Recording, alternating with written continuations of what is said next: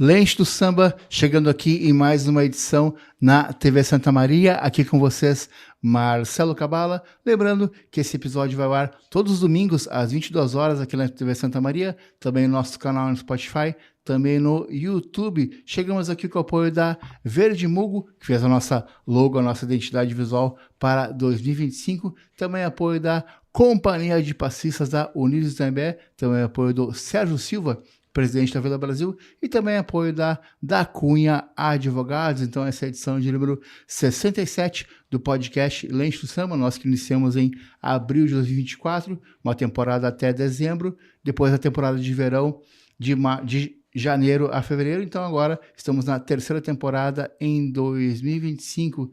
Também nos sigam lá no Instagram, acompanhem para saber os convidados e as convidadas da semana. Depois também postamos o episódio inteiro para vocês assistirem também lá no nosso Instagram. E na nossa edição 67, a minha convidada de hoje, Sariana Lima. Seja bem-vinda aqui ao podcast Lente do Samba. Obrigada, bom dia. Estou muito feliz de estar aqui. Antes de qualquer coisa, eu preciso dizer isso, né?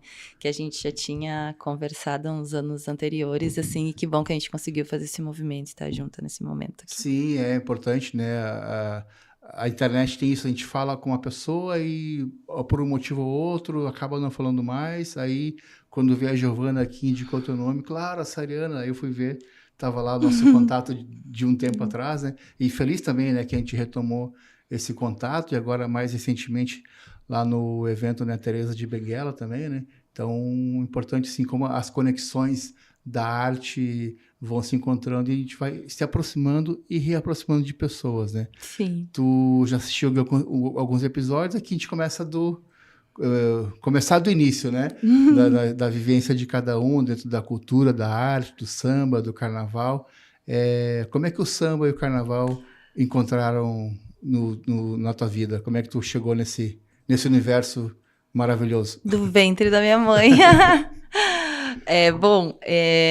Os meus pais, eles sempre foram do samba, né? Sempre gostaram dessa festa popular. Eles fizeram parte, inclusive, da Unidos do Itaimbé, quando eles eram mais jovens. Antes da gente mudar para Porto Alegre, eles faziam parte da escola.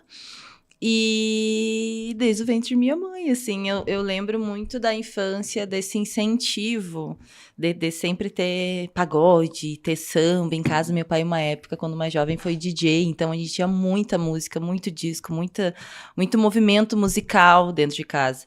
E a minha mãe sempre foi muito dançante, assim, uma mulher muito dançante. Eles sempre incentivaram esse movimento, tanto para mim quanto para minha irmã, né? A minha irmã é uma mulher que também passou pelo carnaval, quando mais jovem, assim, pela Unidos do Itaimbé, inclusive.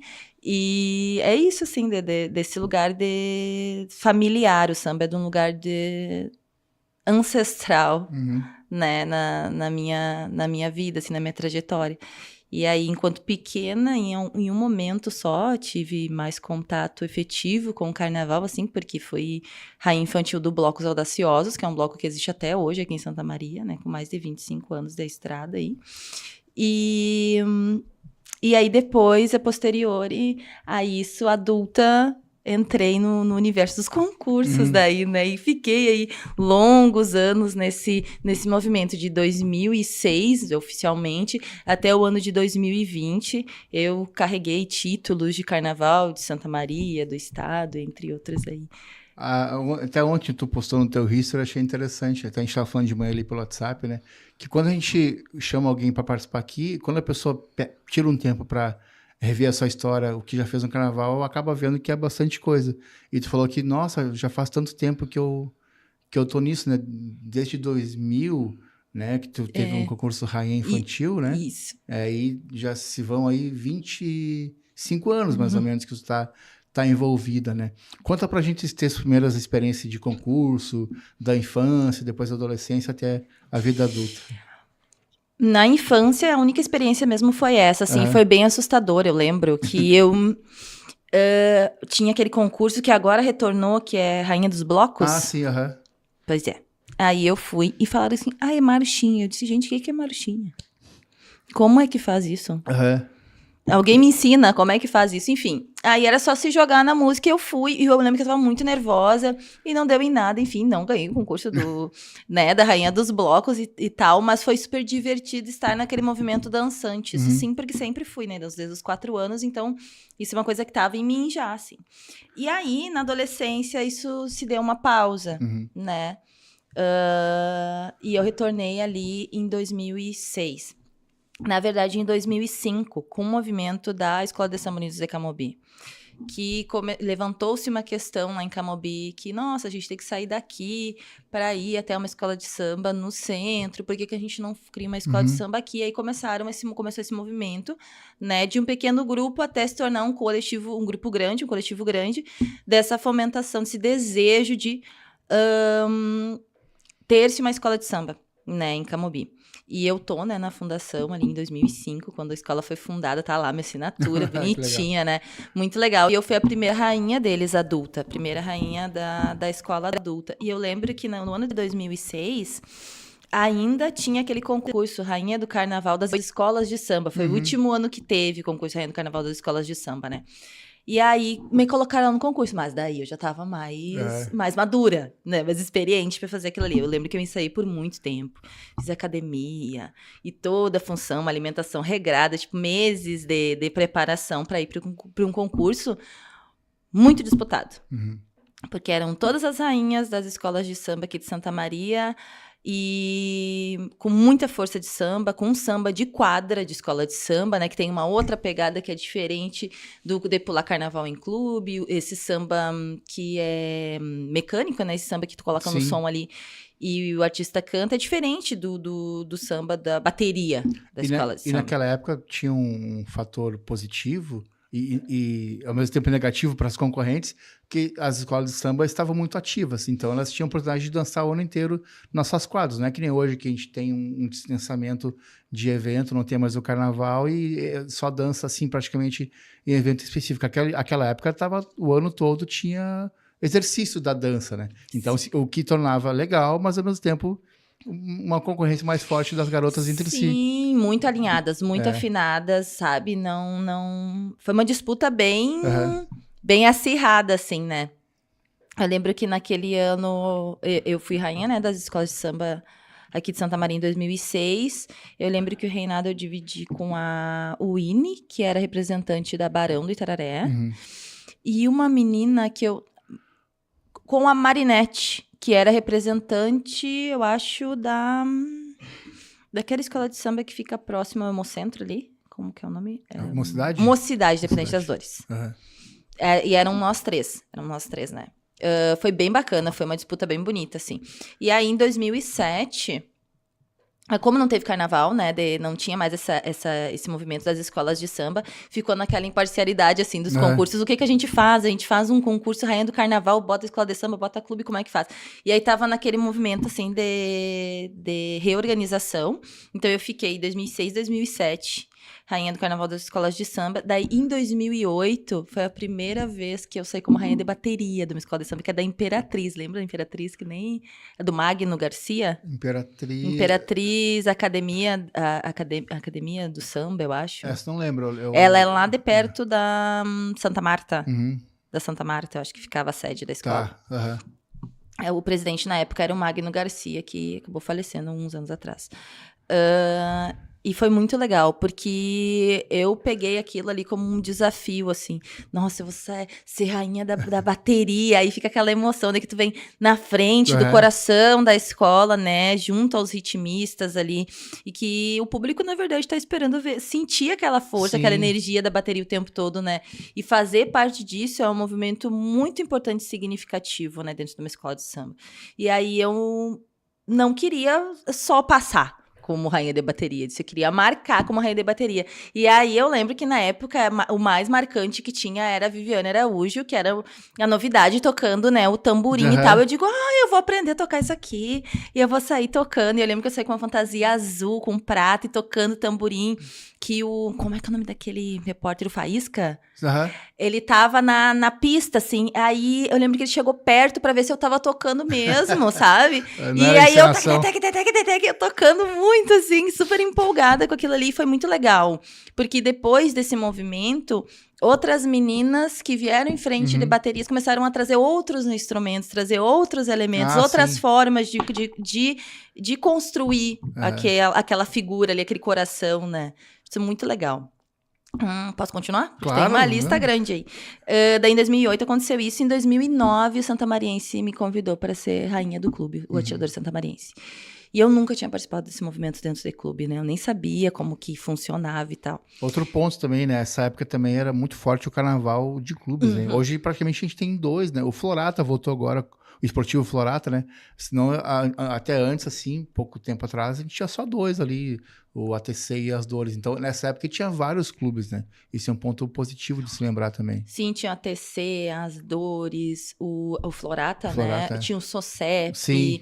a Atiradores Santamariense, tinham vários clubes mesmo Era mais forte fazendo isso. esse movimento, né? Sim. Fortemente.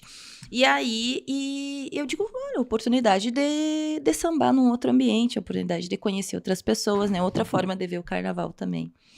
E com esse título do Santamariense, a gente foi para um concurso que aconteceu dentro do Avenida Tênis Clube, né?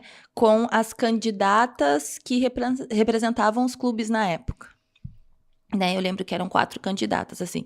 E foi uma disputa também muito acirrada, muito difícil, assim, né? Para todas as meninas muito bem preparadas, treinadas, com coreógrafa, né? Com nutricionista, academia e tudo. Foi muito bonito, assim, de ver. E aí, no ano de 2009, eu ganhei aqui também, Rainha do Carnaval em Santa Maria, e fui concorrer em Bagé, quando o concurso do estado era em Bagé, e era, assim, ó, enorme. O concurso. Eu lembro que na minha categoria, eram mais de 20 candidatas do estado inteiro, assim, né? E ao total eram mais de 80 candidatas, Sim. entre pequenininhas, mirim, até adultas, sabe? E foi uma experiência única, assim, para mim. Porque eu fui pro concurso do estado não com nenhuma intenção diferente dos concursos que eu entrei em Santa Maria. Com os concursos que eu entrei em Santa Maria, eu entrei com sangue no zóio, né? Eu vou ganhar isso aqui, essa faixa aqui é minha, eu que sou a rainha. Até porque, assim, quando a gente, assim, tá na nossa aldeia, a gente já conhece as concorrentes entre si. Mas quando vai para uma outra cidade, tu vê gente do Goiânia, Cruz Alta, Porto Alegre, tu não sabe muito o que vai encontrar, né? Sim, e aí, e eu lembro que nesse ano também foi muito marcante, assim, pra mim, porque tinha uma outra pessoa também que marcou muito carnaval aqui, que é a Jamile, né? A Jamile estava também nesse concurso do estado, só que ela estava representando Torres. E eu fui representando Santa Maria. E foi muito bacana que eu era número 13 e ela era número 14. Então, teve um momento do concurso, da parte individual, que nós duas sambamos juntas. Legal. E foi muito legal, assim. Foi muito legal fazer esse movimento junto com esse pessoal, né? Daí lá, em Uruguaiana, no concurso do estado, eu também ganhei, né? Então, 2009 foi um ano bem... Entre outros títulos, assim, Rainha dos Balneários. Então, foi um ano bem bom pra mim, assim, né? O ano de 2009. E Como aí... Pode falar. Tu fez, assim, concursos seguidos. Como é que era, assim, a preparação de um pro outro? Já ganhava um título, já pensava no próximo e já se preparar, assim? Claro, aí já tava, assim, a questão da dança já tava ali, né, mais afiada, assim. Mas cada concurso é diferente entre si, né? Então, já sai um para outro, assim. Como é que tu lidava com isso, assim? Quando esse movimento do desfile, assim, de outros tipos de concursos, de, por exemplo, a Rainha dos Balneários, eu lembro que quando eu fui convidada para representar o Santamariense,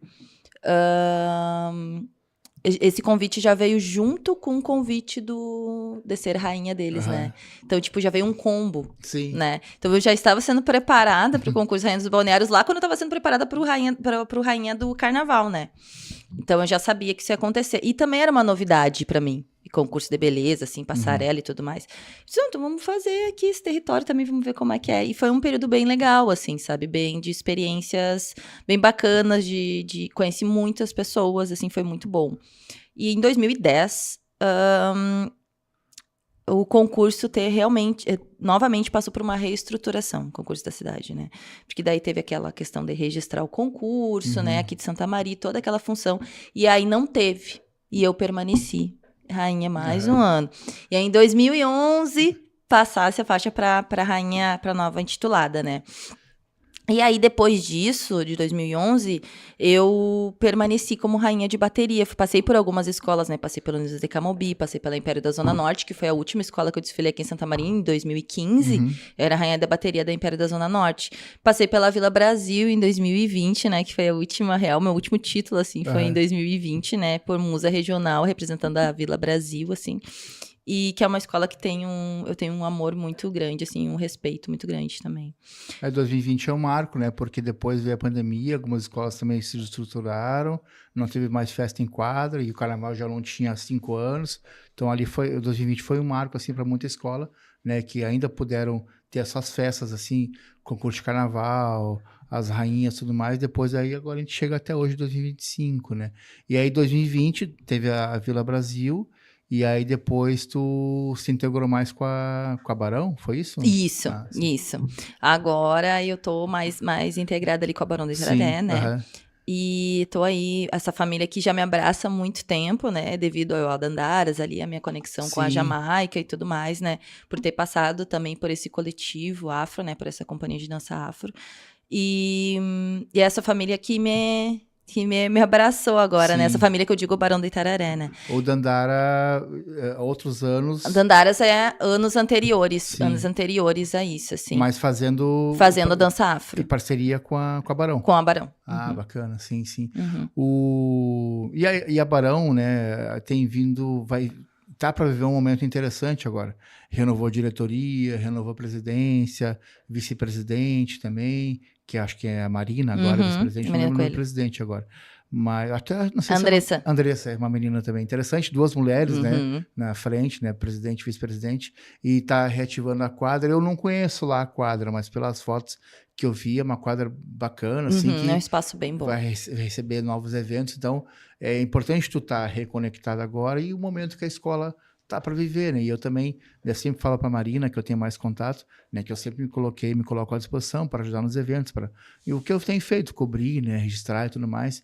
Então, eu acho que tá para ser bacana aí esse novo movimento da Barão.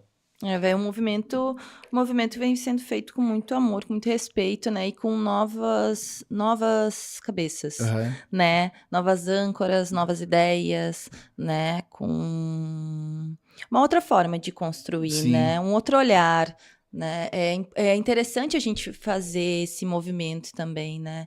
De mudar, de transformar aquele ambiente da escola de samba, né? De trazer outras pessoas para dentro daquele núcleo, né? Então, vai ser um movimento bem lindo, assim, tá acontecendo bonito. Bacana. E agora, depois, né, mais recentemente, teve envolvimento com a Uruguaiana, com a Império Serrano de lá, né? Até porque a Jamaica tá lá também, né? E também a articulação com o Carnaval do Uruguai. E Uruguaiana também, né, e tudo mais. Então, conta pra gente como é que foi essa aproximação, essa experiência que tu viveu e creio que tu vai viver mais outras vezes também, né? Se tiver disposição, interesse, claro, né, em fazer isso. Sim, desejo, claro, sim, vou seguir.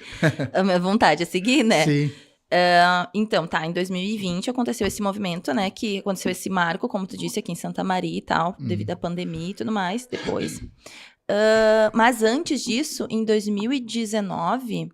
a gente, ali, devido à Jamaica, né, esse contato, né, que é o meu contato em Uruguaiana é ela, né,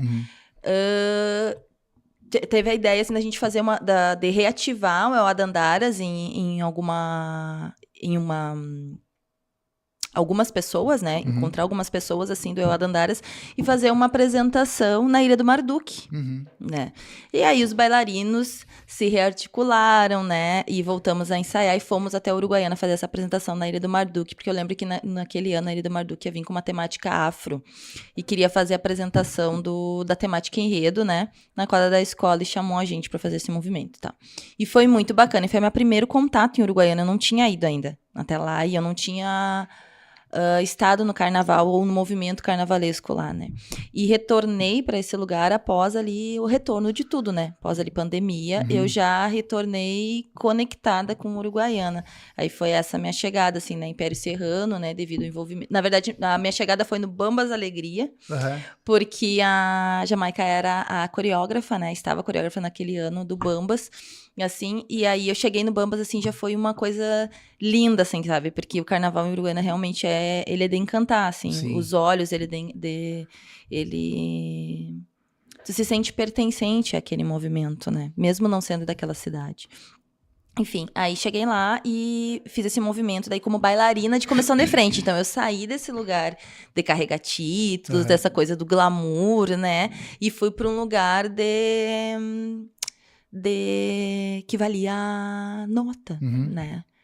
Que ia ser avaliado, né? E que é a primeira coisa que aparece da escola de samba, Sim. é a comissão de frente, então é outra responsabilidade. Então, eu também já me colocar, né, no meu lugar enquanto uma pessoa profissional, né? Que eu sou da área da dança, então eu sou bacharel em dança de formação, especialista em consciência corporal e desenvolvimento motor, né? Se formou aqui no FSM. Isso, eu sou da primeira turma Que ano de foi? dança. Eu me formei um pouquinho atrasada, mas eu entrei em 2013. Me formei um pouquinho atrasada, assim. Me formei ali com a segunda, terceira turma. Sim. Mas é esse movimento, né? Assim, também é estar ocupando esse espaço enquanto uma bailarina profissional, né? Dentro do núcleo de carnaval, né? Então, tipo, tem uma outra força, né? É ocupar um outro lugar. Agora eu falo muito enquanto ativista, né? Enquanto pessoa que faço parte desse movimento, assim. Ocupar esse lugar com poder, né? E querendo ou não, a graduação te dá esse poder, né? Sim. E foi muito legal. Aí depois de trabalhar ali no Bambas como bailarina, né? De comissão de frente, fiquei... 2 anos trabalhando como bailarina de comissão de frente ali com eles.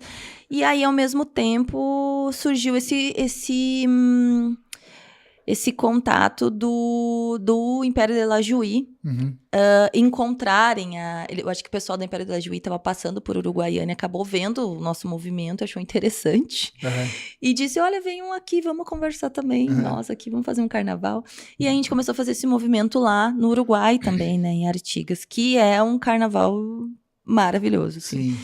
Mas, assim, é uma avenida enorme, que eu nunca vi uma coisa tão longa, né? Maior que o Uruguaiana? Maior. Então, Maior. Então é grande mesmo. Maior. Ela é bem extensa, ela é bem longa, sabe? Ela não é muito larga, assim, mas ela é bem longa. Bem longa. E é numa avenida, então ela não é plana, sabe? Tem um momento quase no final da avenida, assim, que dá uma descida, e depois dá uma subida, sabe? Se a gente cansadão ali dançando os bailarinos, dando a vida no final, cansando, subindo, subidão. Mas enfim... foi maravilhosa a experiência, assim, é um povo que ama, assim, de uma forma genuína o carnaval, sabe? Eu vi alguma coisa, assim, as lives, né, que são feitas de lá, muito interessante, sim, uma coisa que me chamou a atenção, assim como acontece em Pelotas também, de usar muitos instrumentos regionais, assim, então é algo parecido com o nosso carnaval, mas também usando elementos próprios da sua localidade, da sua região, do seu país. Então é muito interessante ver como cada lugar coloca a sua identidade, né? Nos instrumentos também, no jeito de dançar, enfim. Claro, eu acho que elas têm, as mulheres, os ritmistas, assim, têm a influência brasileira, mas colocam a sua identidade também, né? Eu vejo muito isso, assim. Eu vi muito isso em Artigas, assim, mais dentro da Escola do Império de La Juí, que a Escola do Império de La Juí... eles falam que eles são a escola do povo, e realmente é uma escola muito grande, sabe? Essa escola que arrasta multidões, são eles, assim, eles têm muita força, né? Enquanto comunidade, é uma comunidade muito forte, assim, né? Do Império da Juí. E eles carregam também um respeito muito grande pelo samba, né? Por essa origem, né? Honram esse lugar, né? De estar fazendo esse movimento dessa cultura popular que não é, né, deles, né? Que é emprestada, que é acolhida, que é abraçada, né? Por eles. Então, tipo, isso é uma coisa que também a gente tem que... É uma coisa muito interessante, assim, uma coisa muito bonita de ver. Lá tu foi como desfilante ou foi como também para coordenar alguma... Olha só, o babado lá foi o seguinte... Eu e o Fabiano do Rosário, junto à Jamaica, a gente construiu as coreografias, né? Dos 2 anos que a gente desfilou lá como comissão de frente da Império da Juí. Mas eu e o Fabiano também dançamos como bailarinos, né? Então, quem chamou, quem fazia a frente era a Jamaica, né? Mas a gente estava lá fazendo a dança, né? Coordenando até mesmo porque eu e o Fabiano a gente já estava acostumado com a pista. E muitos bailarinos eram novos.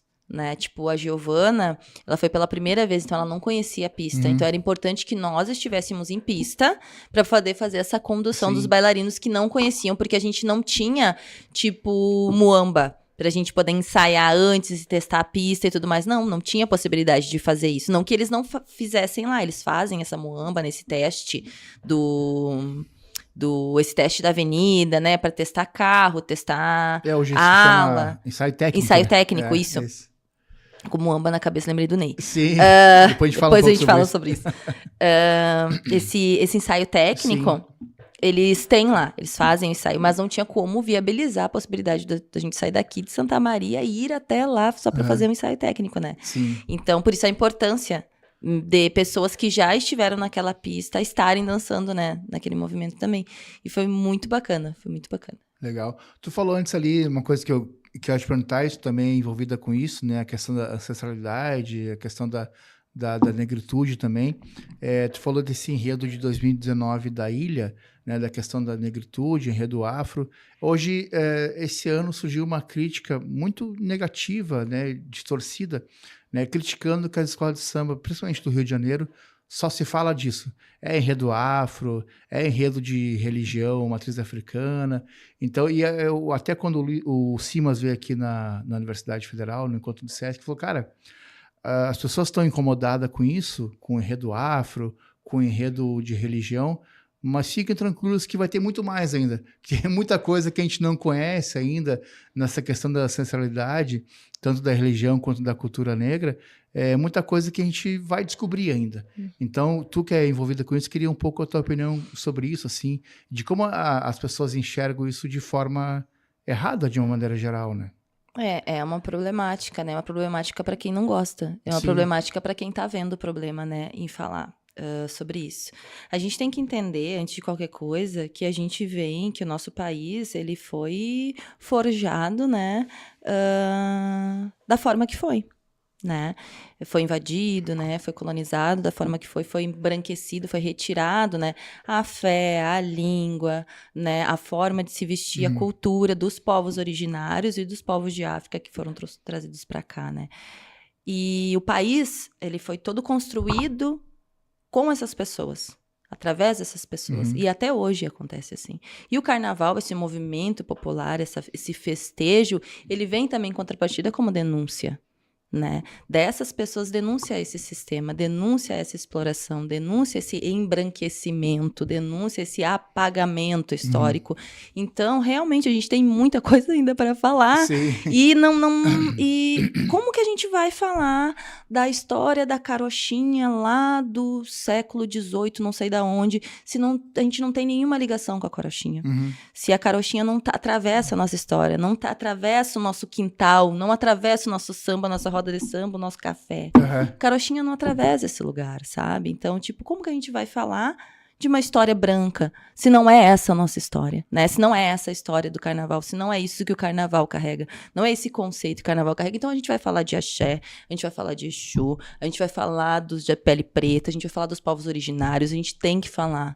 Porque isso também faz parte da nossa história. O carnaval, ele educa. Né? O carnaval é um lugar o lugar arte educador. Se as pessoas pararem realmente para apreciar, para aprender com as letras dos sambas enredo, né, com a construção cênica daquela escola de samba, cada ala, né, vem contando uma história, e aquela história tá conectada com o que está sendo cantado, tá conectado com aquele instrumento que está sendo tocado lá na bateria, né, com a fantasia daquelas baianas, com o giro das baianas, né, também tudo.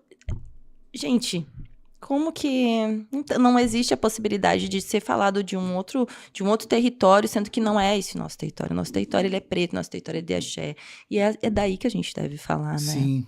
A questão da negritude também, né? Tipo, uma coisa que se fala muito principalmente o pessoal do Rio de Janeiro que estuda isso e é rendista de escola de samba, né, que o tocar é uma resposta também, tipo, o pau que tu me bateu é o pau que eu uso para fazer o meu som, o meu instrumento, né? Então, o pau que bate é o pau que vira também som, né?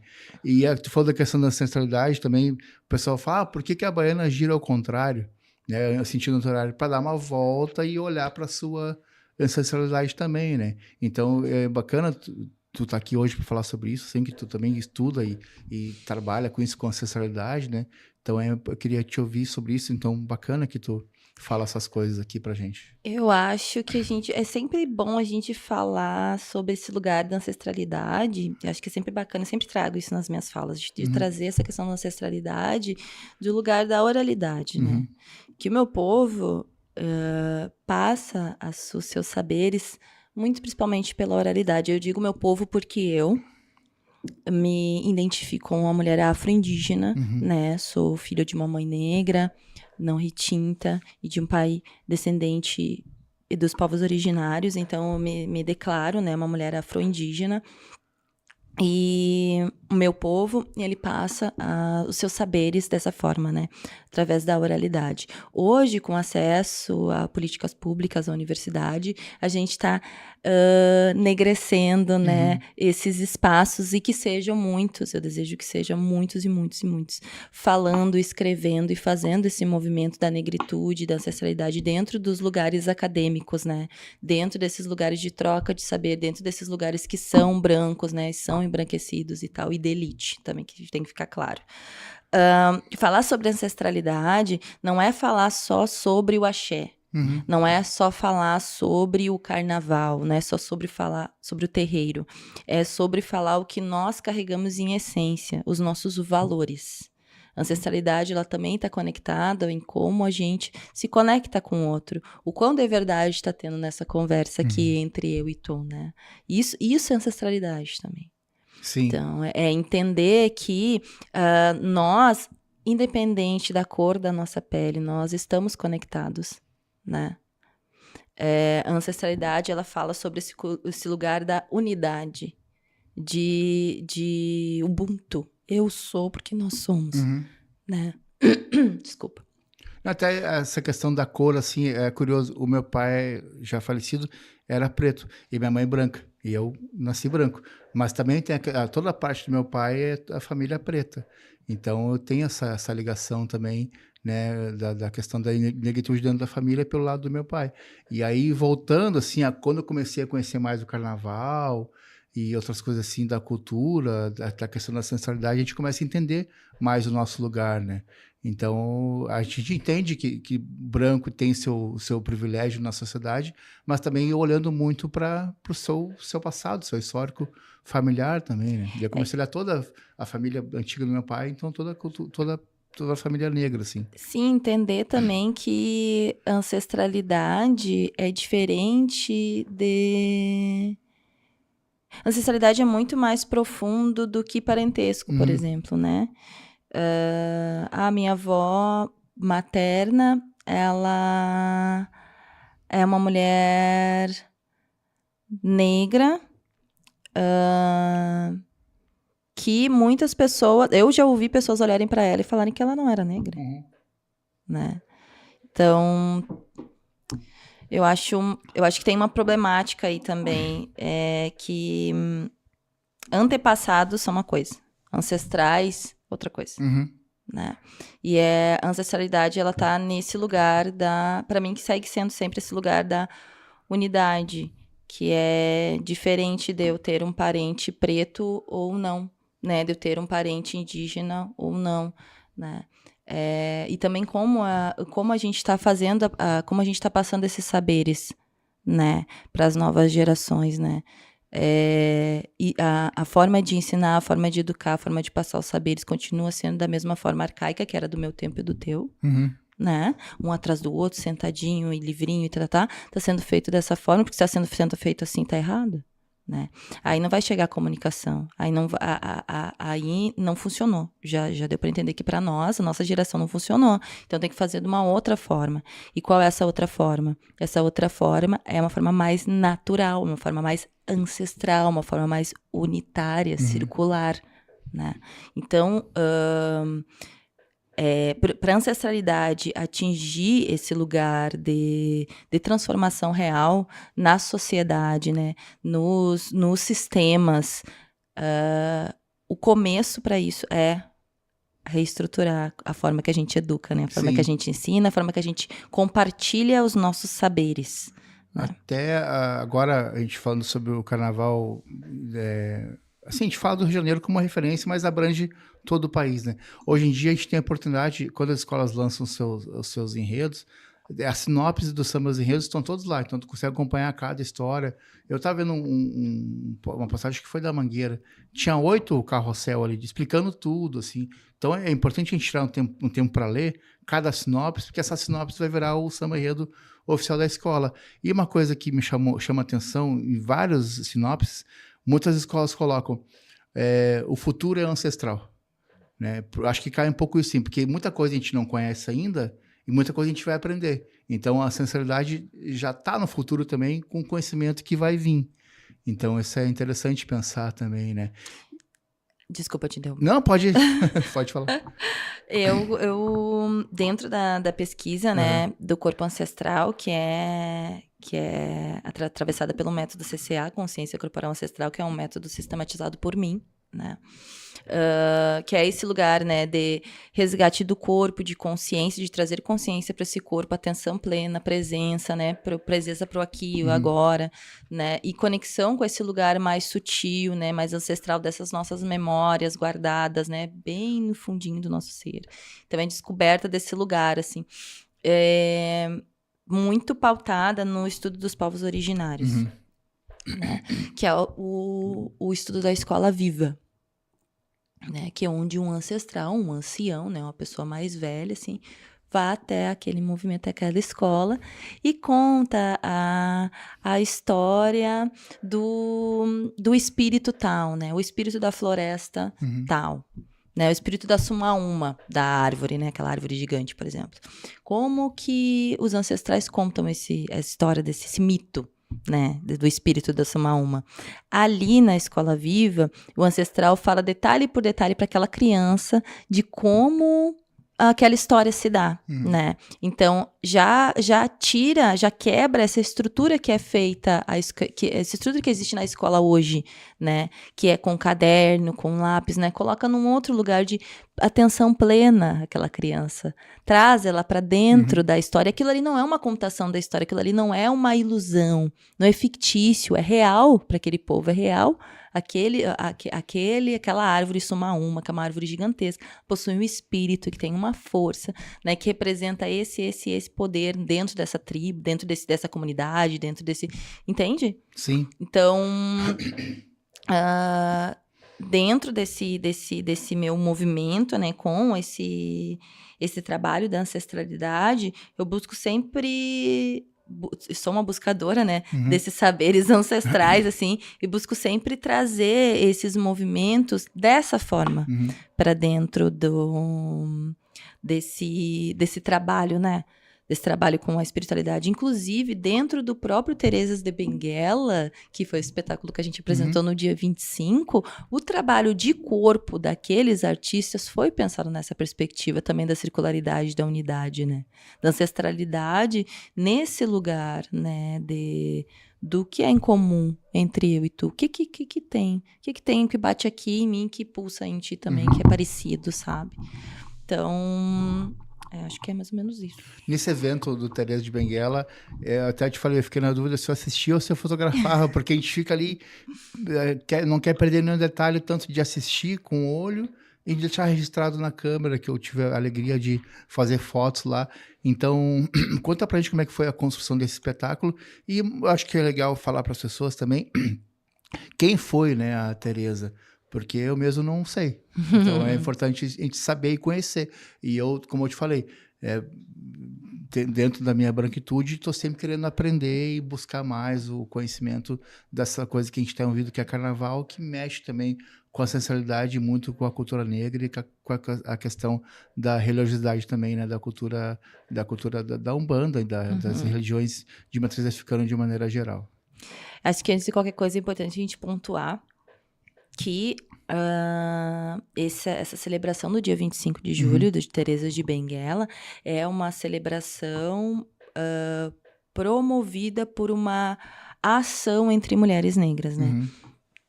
Uma política pública criada por mulheres negras, né? Foi quando várias mulheres negras se juntaram e falaram assim, vocês não vão poder tomar mais as decisões sem a gente faz parte desse movimento, a gente constrói essa sociedade também, a gente tem voz, então vocês vão ter que ouvir o que a gente tem pra falar, né? E por que o Teresa? Teresa, a gente tem muito pouca coisa escrita sobre ela, pesquisada, né? De fato, assim, sobre ela, mas o que a gente tem registrado é que a Teresa de Benguela foi uma rainha, né? Uma liderança, né, dentro da sua comunidade. Ela teve ali junto com o mestre Piolho por um tempo, assim, cuidando de um quilombo, né? E aí, na morte dele, é ela que assumiu esse lugar, esse movimento de liderança, de uma liderança quilombola, de uma liderança feminina, dentro de um lugar majoritariamente masculino, né? Que exigia poder, né? Que exigia que ela se posicionasse daqui a pouco de uma forma mais incisiva, né? E tal. Então, só ela foi... um ponto ali, essa questão da disputa de poder e da questão da mulher se posicionar, mesmo assim, era de uma cultura negra que ela enfrentava isso também, né? Então, é importante a gente pontuar, assim, né, que isso, independente da raça, tem em qualquer lugar, né? Esses lugares, as disputas de poder, muito principalmente quando fala sobre sexualidade, em todos os espaços, né? Independente de se uma pessoa branca ou uma pessoa negra. Sim. Então, ela foi a liderança desse movimento, né?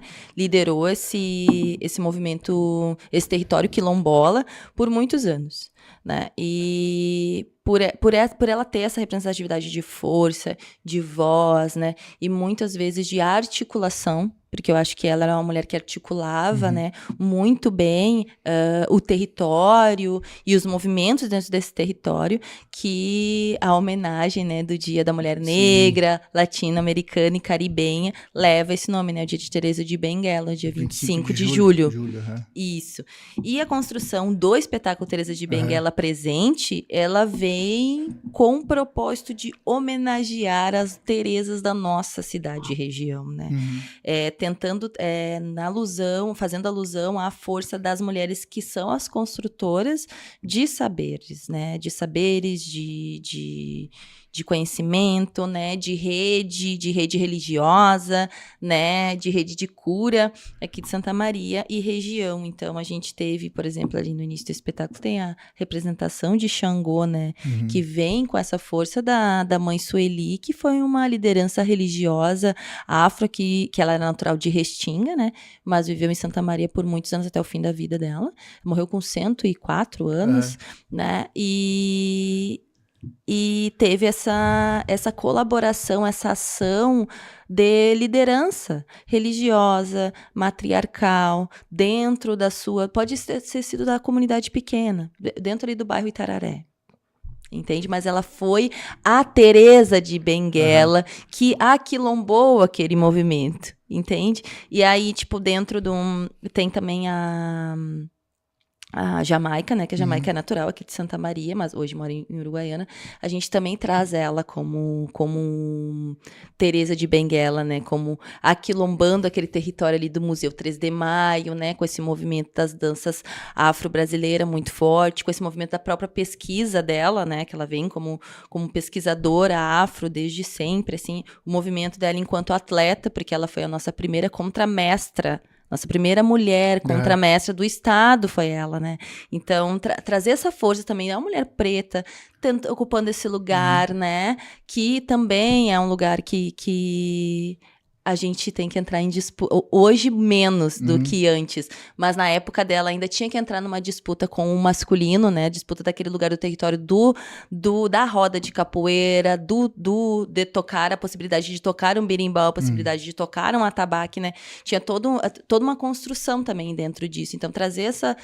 tô trazendo só esses 2 exemplos, porque eu não posso dar spoiler de todas ainda, porque a gente tá ainda em cartaz, entende? A gente então, o próximo agora é 20 de novembro. Isso, tem o próximo dia 20 de novembro, a gente apresenta novamente. Daí a gente vai falar todas as nossas homenageadas, né? Mas essas 2, assim, eu consigo deixar mais para vocês. E é interessante, né? Porque a Tereza, que período viveu a Tereza? Agora tu me pegou. Vamos pesquisar aí, que datas, assim, eu sou péssima, né? Não, até para uma próxima divulgação. É legal aqui, porque às vezes a pessoa, o que é isso aí, Tereza? A pessoa não conhece, mas se ela conhece a história, viveu em tal período, em tal cidade do Brasil. Não consigo lembrar agora. Não, mas fica até para a gente conhecer mais também. Pernambuco. Bacana. Porque aí é uma pessoa que viveu, e aí a pessoa não é mais uma pessoa, a pessoa é uma ideia. E aí, hoje tem, como tu falou, tem várias Terezas. Várias Terezas. Esses movimentos, né, de Terezas acontecem em vários espaços, né? Tem aqui em Santa Maria as nossas Terezas, ali em São Gabriel tem as Terezas. Todos os espaços têm alguma Tereza que faz esse movimento, né? Alguém que benze, alguém que cuida da sua comunidade, né? Alguém que zela por aquele espaço. Tem sempre uma mulher fazendo esse movimento, né? E muito, muito bacana dar visibilidade às mulheres pretas que fazem, porque esse é o movimento, né? Teresa de Benguela é dar visibilidade às mulheres pretas que fazem esse aquilombamento, né? Trazer essas mulheres para esse protagonismo, né? Que foi a ideia, que é a ideia, né, do Teresa de Benguela presente, assim. É dar protagonismo às mulheres pretas que eram invisíveis, que estavam invisíveis, né? E trazer elas para esse lugar da visibilidade, dar voz a elas, né? A gente traz uma homenageada ali que foi a cena representada pela Ruth, que é uma cena muito forte, que tem um poema da Maria Bethânia também no final, assim.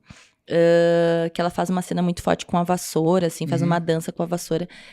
Ela traz a força das faxineiras, né? Traz esse lugar da invisibilidade. E muitas das faxineiras são mulheres pretas. Sim. Né? Até ela postou ontem as fotos que eu fiz, e do Dartan também. Muito legal. Ela botou assim. Ele tem a estética preto e branco, né? E é o mais colorido, então ela postou as minhas, depois uma minha dele, assim, muito legal. Ficou bacana aquele momento ali, né? É um daqueles momentos que eu não sabia se assistia. Foi engraçado. Então, aquela cena ali foi muito forte, né? E quando a gente pensou na construção artística, de como ligar essas cenas todas e trazer as pessoas para dentro da história, que a gente começou a trazer uma narrativa poética, né, em formato de contação de história mesmo, pensando nessa circularidade, nessa forma de oralidade, né, que é do nosso povo. Então, tipo, todos os movimentos que acontecem ali dentro do Terezas, eles foram pensados, pautados na ancestralidade. Sim. Entende? Pautado nesse lugar circular, nesse lugar de realmente vamos passar a informação assim de forma única, de forma em unidade, né? Sim, e até assim, pela tua experiência assim do carnaval, eu falei para ti, isso aqui é muito uma comissão de frente, eu vi muita coisa de carnaval ali, né? Que é coisa que a gente vê nas escolas de samba, de uma maneira geral, aqueles movimentos, né? As coreografias que foram criadas, o que foi pensado, então ali aquilo tá pronto para virar uma comissão de frente.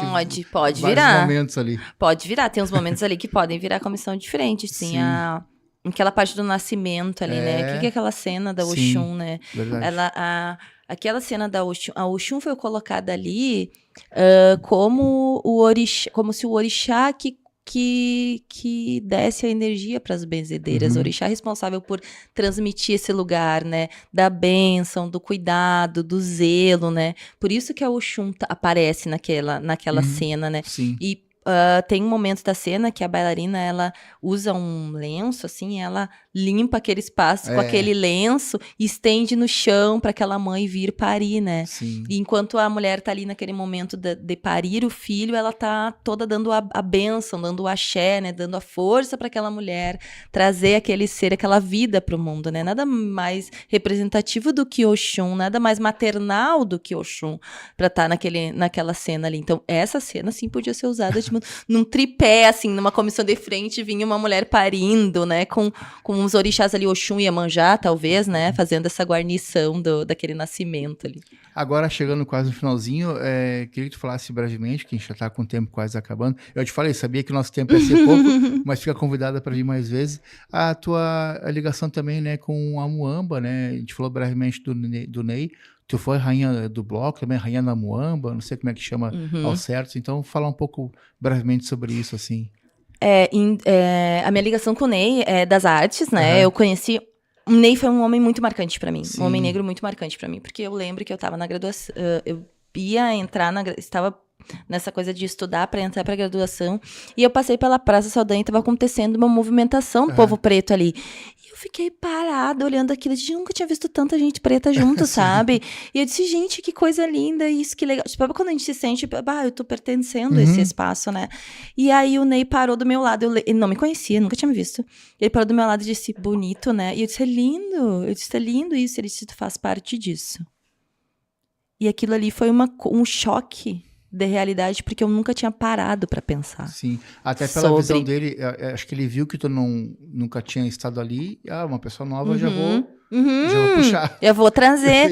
E aí ele disse, tu faz parte disso. E aí, depois desse contato, eu sempre tive contato com ele, né? E aí, ele foi um dos fomentadores, assim, dessa construção da Muamba, até como uma denúncia mesmo, por não ter carnaval de rua e tal, né? Nessa contrapartida de denúncia, assim, o que tá acontecendo? Por que não tá acontecendo o carnaval, né? E aí, ele tinha esse dom de unir pessoas em prol de uma causa, né? Ele conseguia fazer isso de forma muito muito amável, assim, né? E com muito respeito com as pessoas. Era uma pessoa fácil de ser amigo. Eu me dava muito bem com ele também. Nossa! Ele tinha uma articulação independente da cor, da raça, ele lidava... Com todo mundo. E aí ele fez essa construção da Muamba, e nesse movimento eu fui chamada para ser rainha do Bloco das Voadoras, que é um bloco do coletivo Voe, um bloco de sexualidade, diversidade e sexualidade, né? Aqui de Santa Maria. E foi muito legal, foi uma experiência muito bacana, porque daí fez uma alusão também aos antigos carnavais que aconteciam no acampamento, né?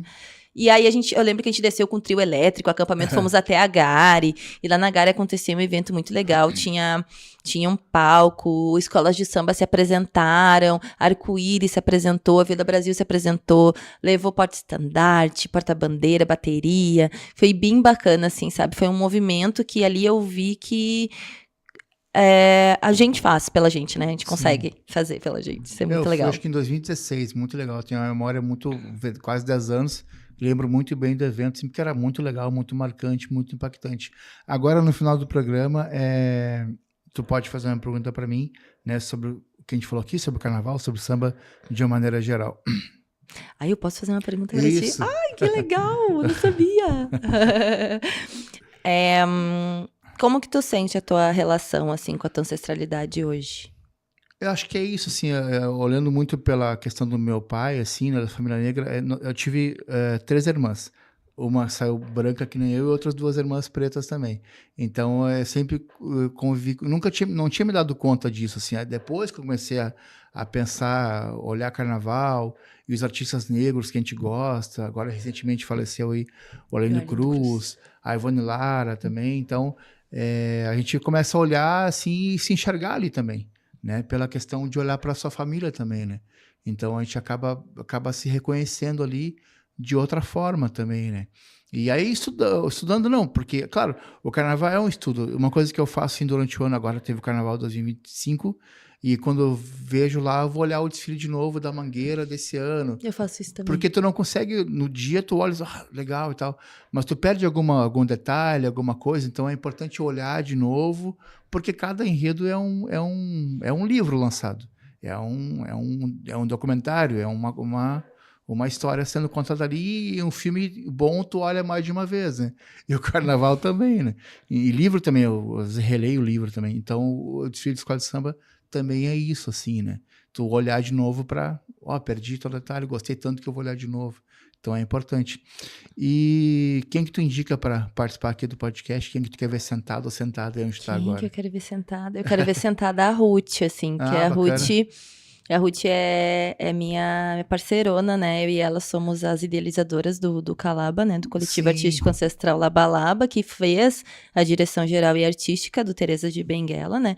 E a Ruth tem uma história também dentro do carnaval, Bacana. né? A Ruth pôde participar do nosso ensaio técnico, do único ensaio técnico que eu consegui atuar enquanto coreógrafa de comissão de frente com a Império Serrano.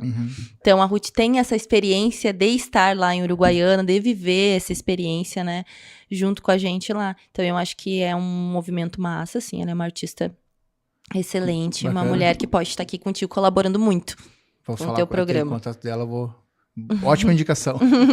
Muito obrigado, Obrigada, Serena. eu que agradeço. E como eu te falei, sabia que ia ser pouco tempo, mas como eu te disse, fica convidada para vir mais vezes, né? E eu gostei muito de me reaproximar, de ter o contato contigo e ter essa oportunidade de ouvir tua história, passar o teu conhecimento também de várias coisas que tu atua. Então, muito obrigado. Obrigada a todos, foi muito bom estar aqui. Valeu, muito obrigado. Então, até uma próxima edição do podcast Lanche do Samba.